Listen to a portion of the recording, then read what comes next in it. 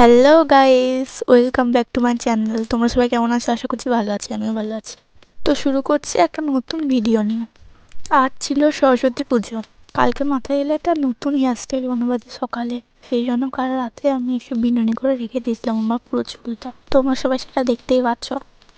মোট 11টা বিনুনি হয়েছিল আমার। আজ আমি যে কালারের শাড়িটা পরবো সেই শাড়ির রঙটা ছিল পার্পেল কালার। তোমরা সেটা দেখলেই বুঝতে পারবে।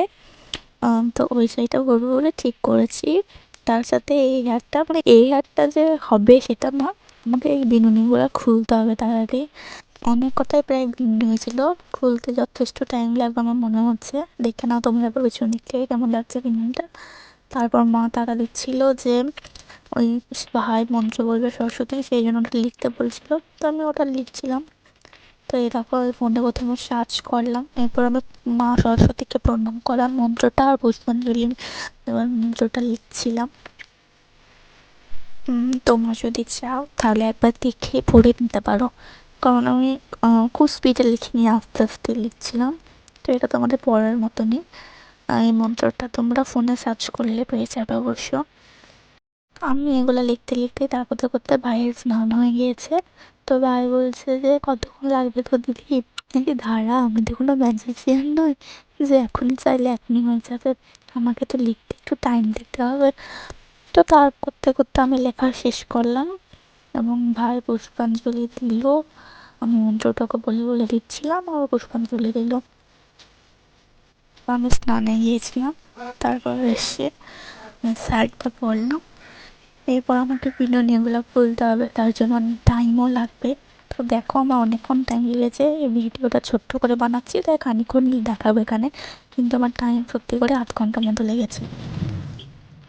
এরপর আস্তে আস্তে বিনুনিগুলো খোলার পর আমার রেজাল্টটা দেখো, তোমরা দেখলেই বুঝতে পারবে। এই হাতটা যেন মনে হচ্ছে ক্রিম্পিং হয়ে গেছে, ওরকম স্টাইলটা দেখাচ্ছে। এরপর আমি চিরুনি দিয়ে চুলটা আঁচড়ে নিচ্ছিলাম ভালো করে, যাতে একটু জোট না থাকে।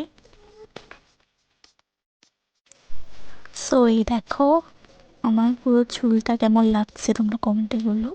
আমার ভালো লেগেছিল, বেশ কোকড়ানো পাড়া, ঝাঁকড়া পাড়া, ভালোই লাগছে। আসলে চুলটা তো বাঁধতাম না, আমি চুলটা খুলবো ভেবেছিলাম, তো চুলটা খুলবই। তো চুলটা খুললেই ভালো লাগে বাঁধার থেকে বেশি। এরপর আমি হেয়ার স্টাইলটা করে নিয়েছিলাম সিম্পলের মধ্যে, দুদিকে একটু ফাঁক দিয়ে নিচ্ছিলাম, তারপর ক্লিপেটে নিলাম।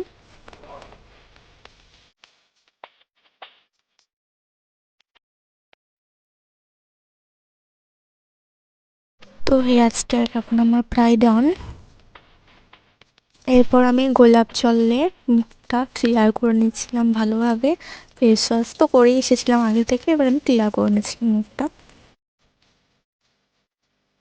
এরপর হিমালয়া ময়শ্চারাইজারটা আমি মুখে মেখে নিয়েছিলাম। তখন প্রায় 11টা বাজতে চললো, তো মা আমাকে তাড়া দিচ্ছিল যে কখন বেরোবি, তা আরও তাড়াতাড়ি করছিলাম সেই জন্য আমি।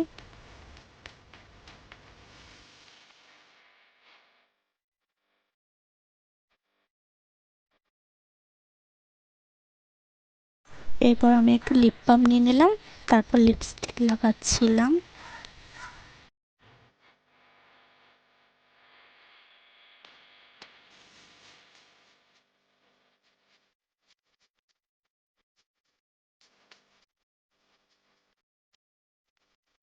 এবার কাজলটা পরা বাকি ছিল, ওটাও পরে নিলাম আর টিপটাও পরে নিয়েছি।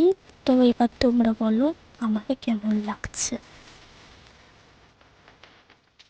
এবার তো আমি রেডি, এবার আমি যাবো সরস্বতী ঠাকুর দেখতে।